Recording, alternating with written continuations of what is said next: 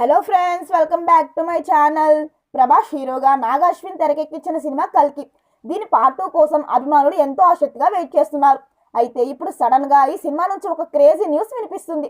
దీపికా పదుకునే తప్పుకోవడంతో ఆమె స్థానంలో సాయి పల్లవిని తీసుకుంటున్నారంట. ప్రస్తుతం ఈ వార్త సోషల్ మీడియాలో చక్కర్లు కొడుతుంది. సాయి పల్లవి తెలుగింటి అమ్మాయిల సహజ నటన, డాన్స్ తో ప్రేక్షకుల హృదయాలను గెలుచుకుంది. సాయి పల్లవి అయితే కల్కి 2 స్టోరీకి ప్రభాస్ కు జోడీగా సెట్ అవుతుందని నాగ్ అశ్విన్ భావిస్తున్నారంట. త్వరలోనే దీనికి సంబంధించిన ప్రకటన రాబోతున్నట్టు సమాచారం. ఇందులో ప్రభాస్ తో కలిసి సాయి పల్లవి నటించబోతుంది. డార్లింగ్ తో సాయి పల్లవికి ఇదే ఫస్ట్ సినిమా కావడం విశేషం.